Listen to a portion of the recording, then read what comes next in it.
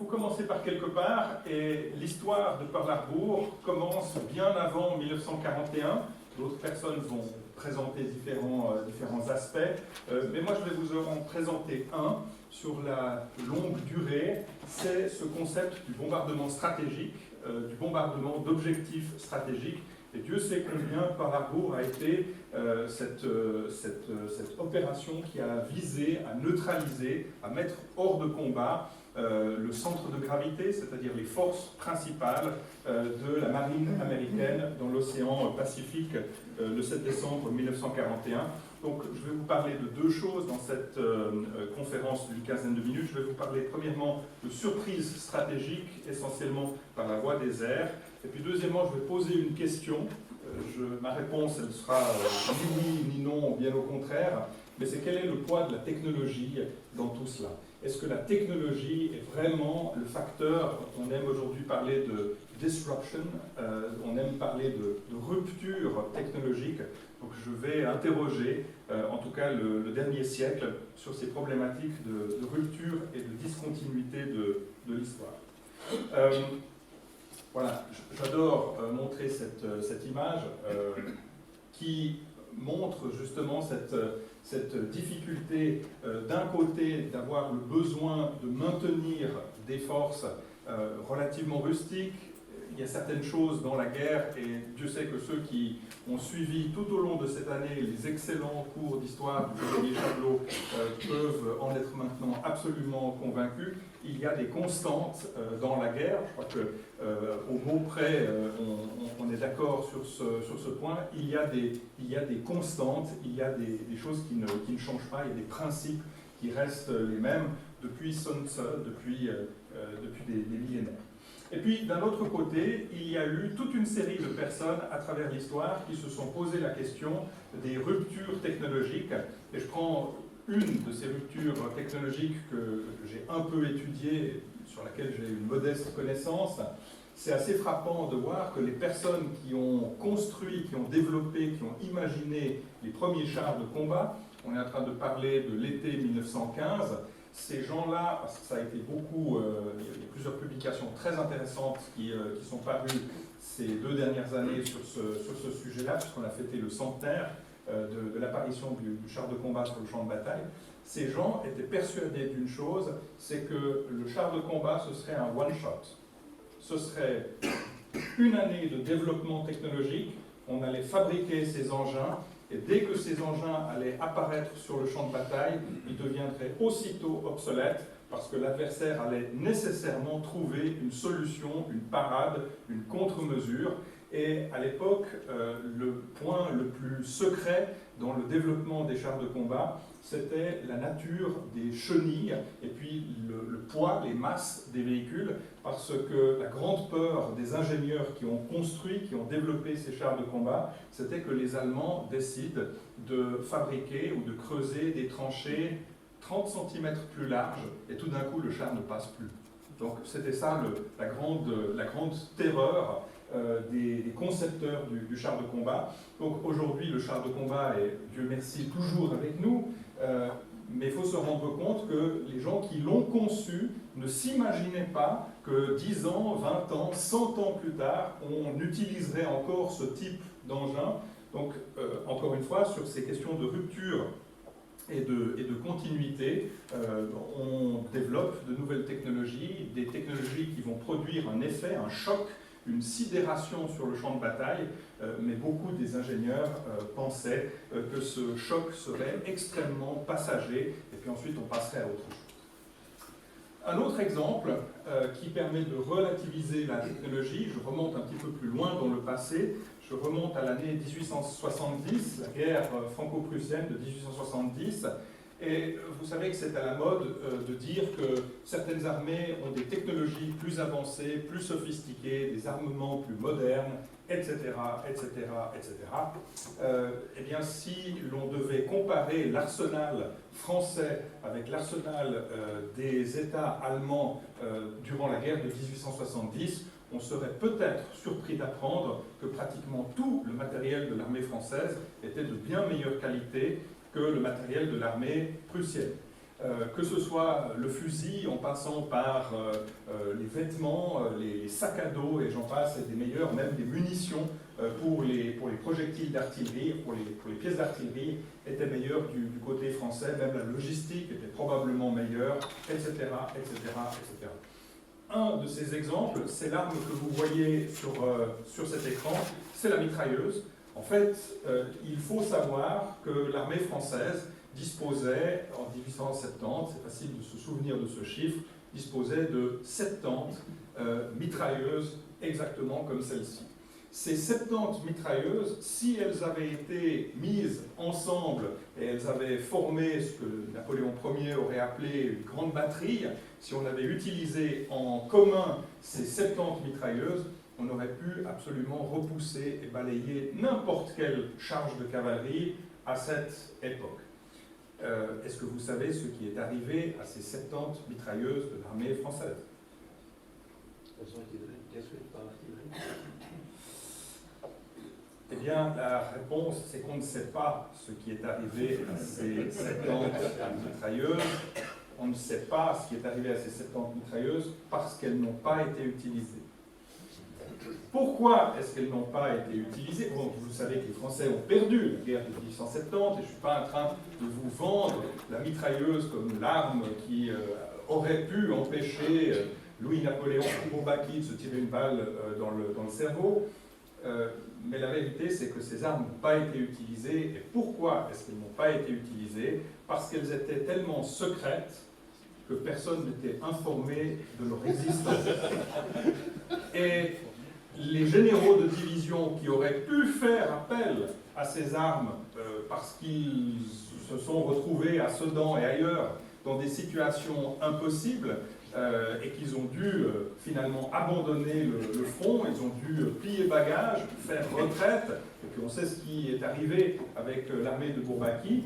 Eh bien, ces armes ont probablement, c'est pour ça que je dis, je ne sais pas la réponse à la question que je viens de poser, mais probablement ces mitrailleuses se sont retrouvées sur le bord de la route, quelque part, abandonnées, peut-être sabotées, mais en tout cas n'ont jamais été utilisées.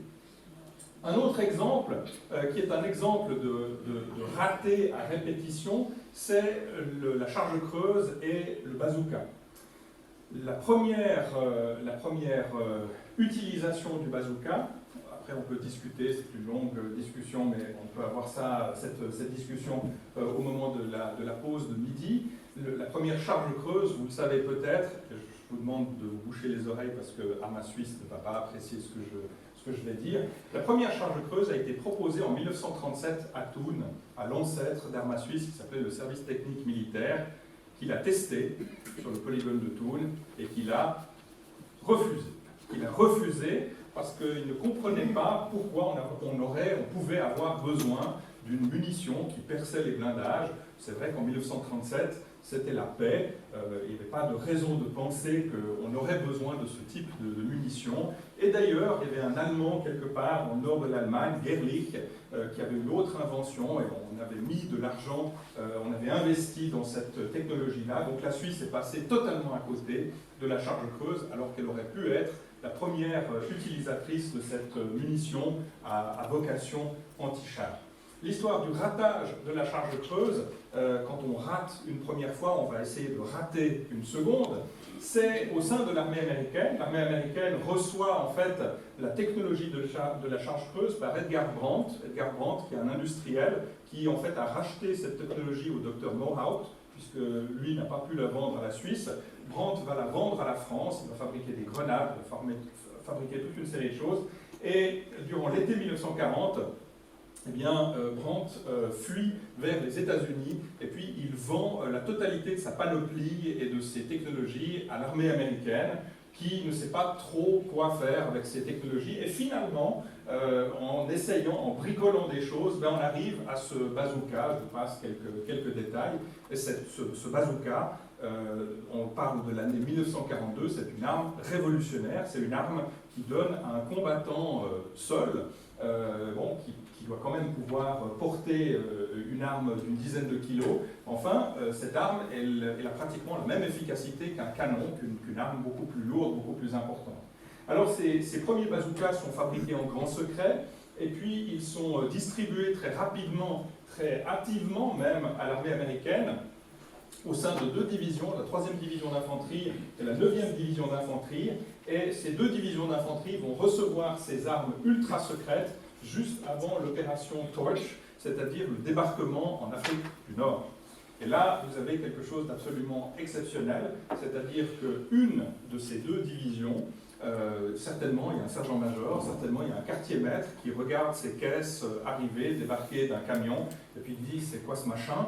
Et comme c'est pas sur l'état de détail, comme ils ne sont pas censés recevoir ces armes, puisque c'est vrai, on ne va pas s'alourdir encore avec des caisses supplémentaires, on ne comprend pas très bien ce que c'est que ces choses-là, eh bien une de ces deux divisions d'infanterie décide tout simplement de les laisser au port.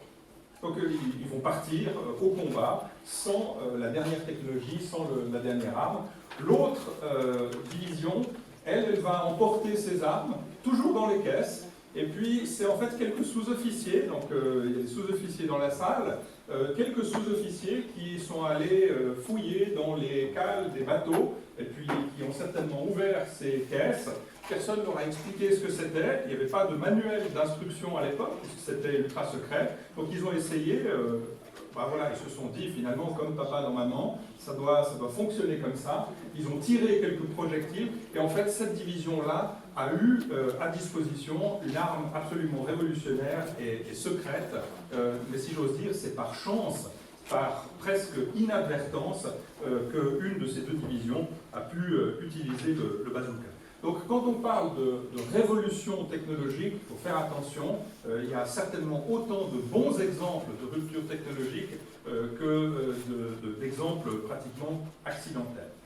Un de ces exemples qui n'est pas accidentel du tout, c'est le bombardement stratégique, le bombardement aérien. Désolé pour l'inversion sur cette présentation.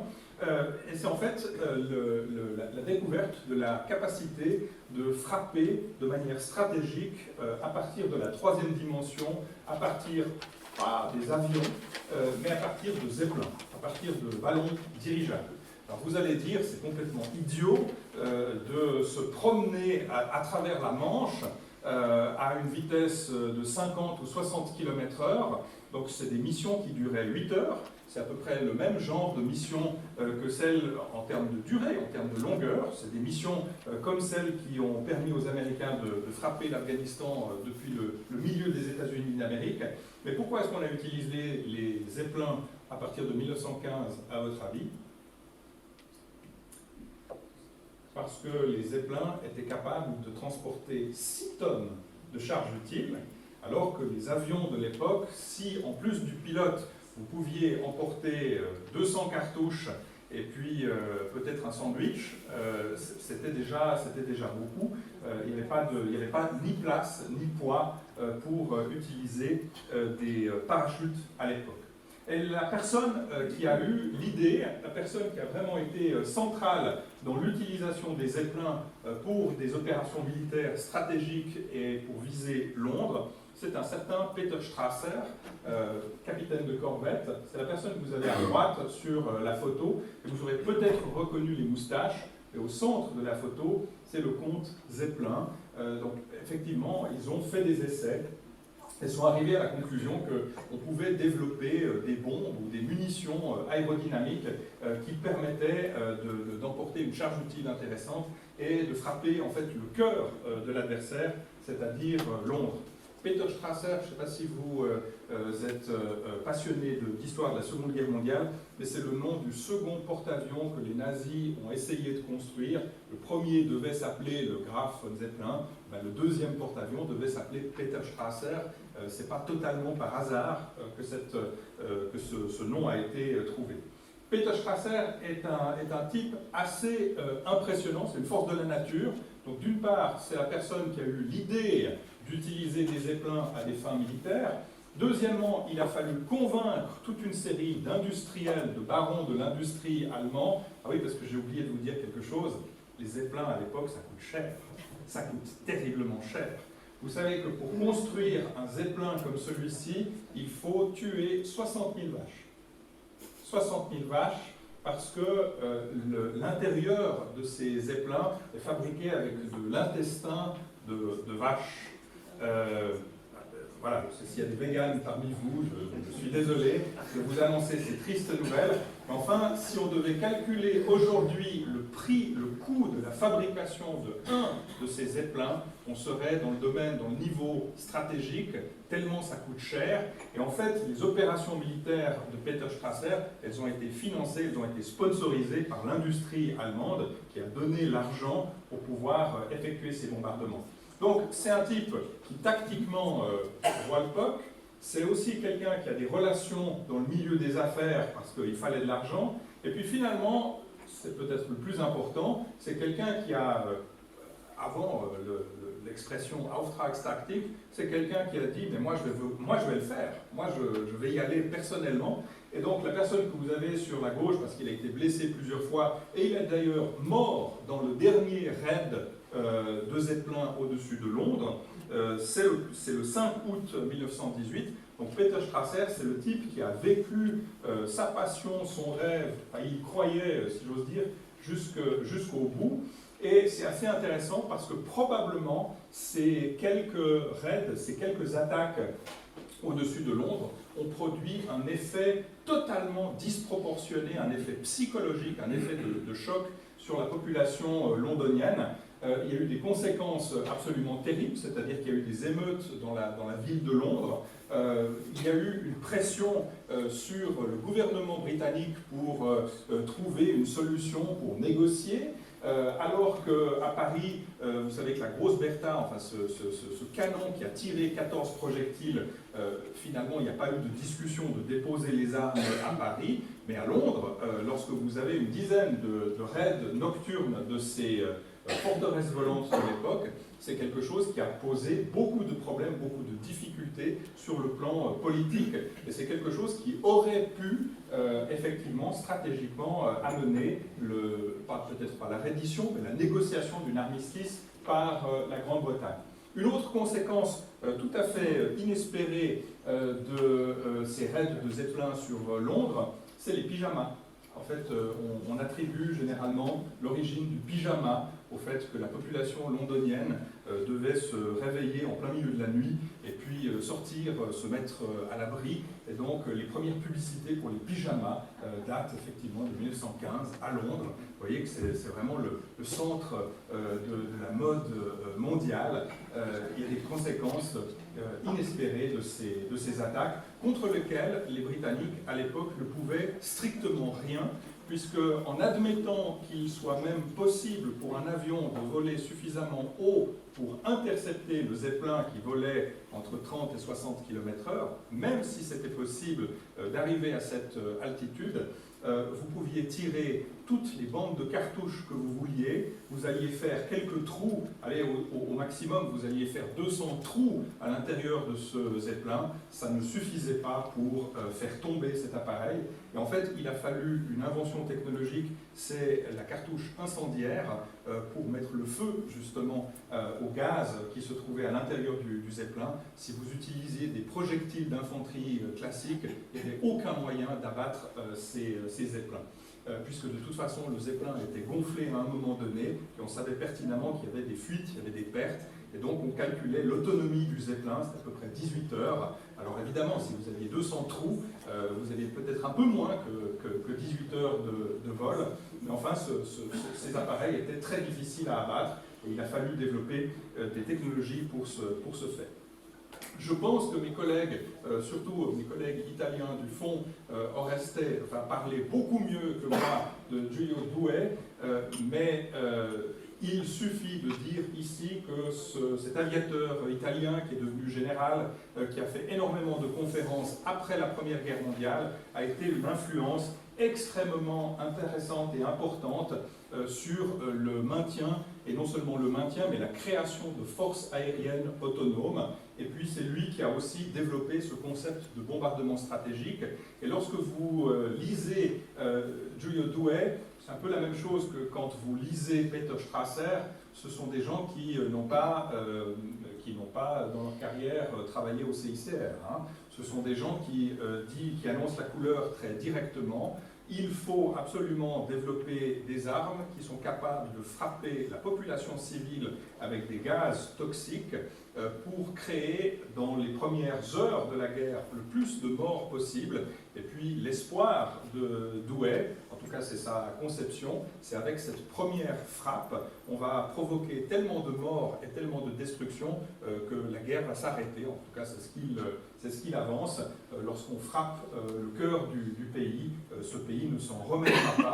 Alors évidemment, à l'époque, on parle des années 1920-1930, la technologie ne permettait peut-être pas de réaliser le rêve de Douhet, mais je vous rassure, en 1945, les scientifiques alliés s'y sont employés et ont développé l'arme nucléaire qui produit exactement l'outil pour développer la stratégie de Douhet. Vous avez quelques citations de Douhet ici. Et bien sûr, Douhet a influencé de manière déterminante la Royal Air Force, qui va développer dès le début des années 1930 des capacités de bombardement à long rayon d'action, et il va inspirer également peut-être les Allemands, pourquoi pas, qui vont remettre une compresse après un premier échec de la campagne de bombardement sur Londres, qui vont remettre à partir de la fin de 1941 une deuxième compresse. Vous connaissez peut-être cette stratégie des cercles concentriques. John Warden, le colonel de l'US Air Force, a développé et popularisé ce concept des cercles concentriques.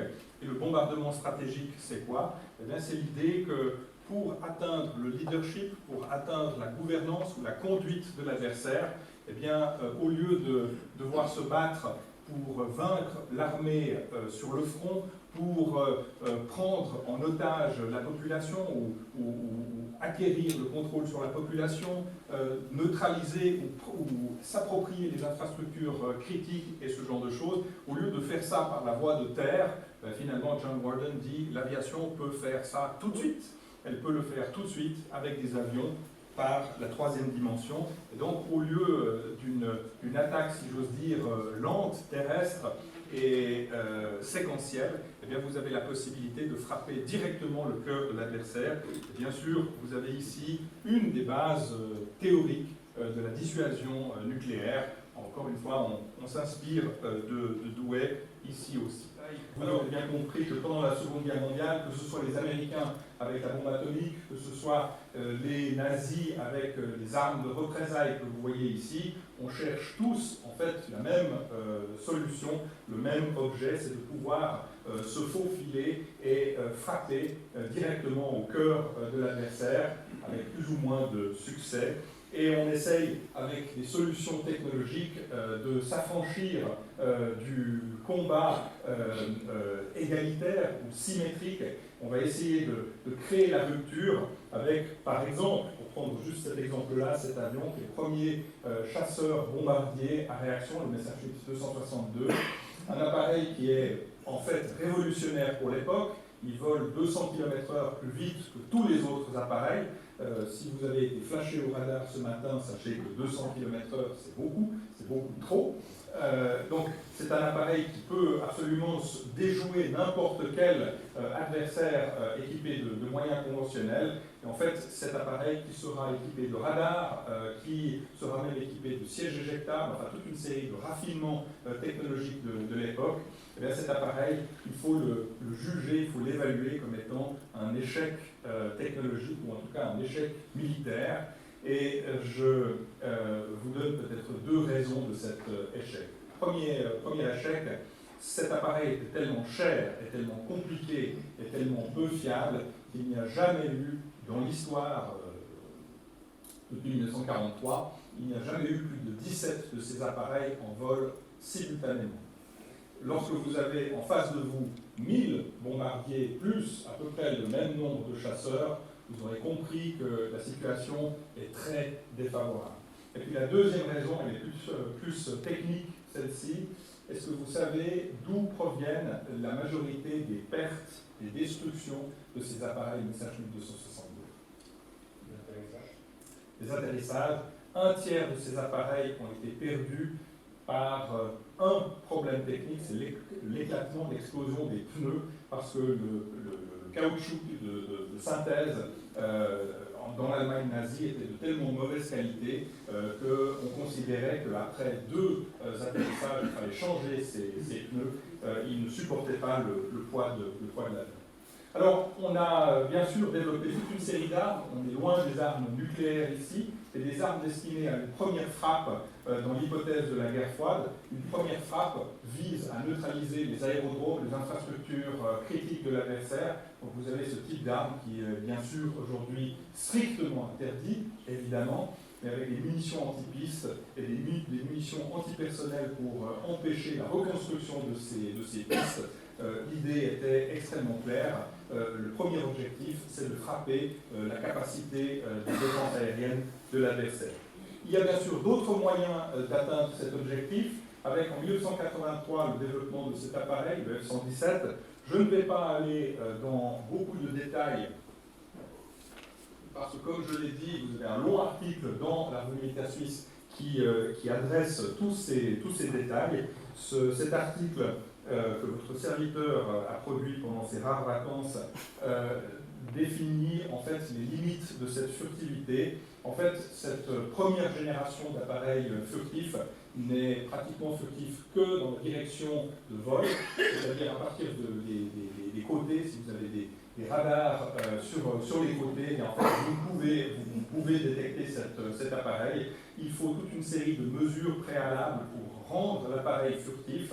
Donc il va se ravitailler en vol une dernière fois, et puis pour que cet appareil puisse être furtif durant les quelques minutes de son raid sur l'objectif stratégique ou l'objectif prioritaire, eh bien, il faut 4 avions, 6 avions ou 12 avions pour l'escorter, pour neutraliser les radars qui ne sont pas dans l'axe de vol de cet appareil. Et c'est pour cela que le 27 mars 1999, eh bien, vous avez eu cet événement-là, c'est-à-dire la perte d'un de ces appareils, Vega 31, qui a été abattu au-dessus de la Serbie. Alors, mon épouse jubile parce que cet appareil en fait, s'est écrasé juste à côté du village où il était réfugié pendant la guerre dans les Balkans. Vous voyez aussi qu'en termes de surprise stratégique, après le lieutenant-colonel serbe, qui n'est pas tout à fait serbe, mais enfin c'est une autre histoire, la raison, enfin, cette personne est devenue extrêmement populaire et a donné beaucoup de conférences. Et vous voyez la guerre de désinformation qui existe, si j'ai un laser là-dessus, vous voyez que en fait, la propagande serbe a annoncé 3 appareils qui ont été détruits. Donc, vous voyez, à partir du moment où on a décidé, où on a réussi à en détruire un, la propagande bat son plein. Et puis bien sûr, il n'y a jamais eu 3 de ces appareils qui ont été perdus.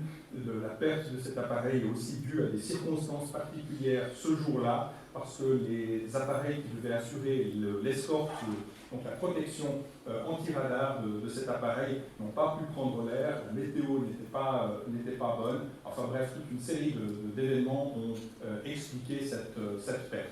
Alors on ne s'est pas arrêté en si bon chemin, et puis depuis les années 90, de nouvelles générations d'appareils plus furtives ont été développés comme le B2, et puis, c'est pas un scoop, mais enfin je peux vous dire, dans le domaine de la prospective, tout le monde essaye aujourd'hui d'émuler les Américains, et là vous avez 2 projets chinois d'un bombardier qui devrait pouvoir être opérationnel dans la première moitié des années 2020. Donc vous voyez qu'à partir du moment où on a créé un précédent, pourquoi s'en priver? Ce que vous voyez ici, ce ne sont pas des bombardiers pilotés comme les appareils précédents, ce sont des drones de combat, Unmanned Combat Aerial Vehicles. Donc vous avez un Américain en haut et puis un Russe en bas. Ces appareils sont aujourd'hui en train d'acquérir leur opérationnalité initiale, donc sont pratiquement opérationnels. Ce que j'aimerais vous dire pour conclure, et vous trouvez ces conclusions dans l'ouvrage de Martin Van Creveld, c'est que la surprise technologique, elle ne dure qu'un certain temps. Et en fait, vous avez un avantage technique ou technologique très limité pendant qu'il y a de la surprise, mais vous avez peut-être travaillé 5 à 10 ans pour développer une nouvelle arme. L'adversaire, lui, en l'espace de quelques mois, peut-être moins, va pouvoir développer des contre-mesures qui lui permettent de s'en sortir. Martin Van Creveld va plus loin, il dit aussi que la grande problématique de la rupture technologique, c'est que c'est très difficile, lorsqu'on développe une nouvelle arme, de l'utiliser à son plein potentiel. Je prends l'exemple de la mitrailleuse, je prends l'exemple du bazooka, et en réalité, on se rend compte qu'on n'a pas forcément la bonne doctrine d'emploi pour ces armes nouvelles. Et quand aujourd'hui, on est en train de penser que les drones vont faire en non piloté ce que les avions de combat ont fait jusqu'à maintenant, eh bien, il faut probablement se corriger soi-même, probablement que les drones vont être utilisés d'une manière différente des appareils pilotés jusqu'ici. Et vous savez que les drones aériens, c'est une problématique qui est traitée, qui est discutée depuis longtemps, et aujourd'hui on n'en est plus là, et vous avez des drones maritimes, vous avez aussi des drones terrestres. Le Ural 9, le système que vous avez en haut à droite, c'est un système qui a été déployé en Syrie et qui a été utilisé, ce n'est pas de la science-fiction. Je ne peux pas vous dire si ça a bien fonctionné ou moyennement fonctionné ou si c'est insuffisant. Enfin, c'est quand même un véhicule qui pèse 22 tonnes, c'est-à-dire 4 fois le poids des véhicules blindés qui se font terroriser sur les routes vaudoises, à proximité de la frontière. Donc c'est quand même un véhicule très lourd et très lourdement armé, et c'est un véhicule, encore une fois, qui est déjà utilisé à ce jour. En termes de doctrine d'emploi, il existe des bases, mais il faudra probablement des années pour tester l'utilisation, l'exploitation, l'engagement de ces systèmes, parce qu'on se confronte dans le domaine militaire exactement aux mêmes problématiques que Greta Thunberg, c'est-à-dire, si vous avez besoin d'électricité pour faire fonctionner tous ces systèmes, je peux vous dire que ça va utiliser beaucoup de fuel. Qui dit utilisation de fuel dit aussi beaucoup de chaleur. Donc c'est très difficile de rendre ces systèmes véritablement furtifs. Et puis la deuxième problématique, c'est la communication. Parce que ces systèmes ne fonctionnent que s'ils peuvent communiquer entre eux. Je ne parle pas de certains systèmes en service en Suisse, mais ça ne fonctionne pas aussi simplement que du Bluetooth. Vous n'avez pas des antennes au milieu du champ de bataille où vous pouvez vous connecter, vous annoncer, vous abonner ou je ne sais quoi. Donc, c'est pas encore fait, nous n'avons pas encore atteint la maturité dans ce domaine-là, et en termes de doctrine d'engagement, il faudra des années avant que l'on puisse développer quelque chose qui fonctionne. Alors, on n'arrête pas, on n'attend pas les bras croisés, et vous avez ce graphique que je trouve intéressant, qui est sorti de ce document sur la doctrine d'emploi des drones et des systèmes robotisés dans les forces armées américaines. Pourquoi est-ce que je vous montre cela? Parce qu'il ne faut pas imaginer que demain vous aurez des guerres des clones ou des guerres des robots. Ça n'a pas de sens. Vous aurez des armées de plus en plus hybridées avec certains systèmes pilotés et puis d'autres automatisés. Et ce que je trouve intéressant dans ce document de l'armée américaine, c'est de dire quelle est la partie qui va véritablement être automatisée. Alors aujourd'hui, c'est surtout le MEDEVAC et puis la logistique, le cargo, l'attaque aussi, la reconnaissance ou l'exploration. Et c'est vrai que dans quelques années, cela pourrait évoluer. Et donc, je clorai cette discussion ici sur les bases en fait, de cette rupture technologique pour dire que le maître mot, le mot-clé dans cette histoire, paradoxalement, ce n'est pas la technologie, c'est la doctrine. Ça ne sert à rien d'avoir uniquement des avions ou uniquement des chars ou des canons ou des radios. Encore faut-il avoir une doctrine d'emploi et puis s'assurer que les forces sont en mesure d'engager les moyens de manière efficace. Je vous remercie beaucoup et je passe la parole à mon collègue François Villard.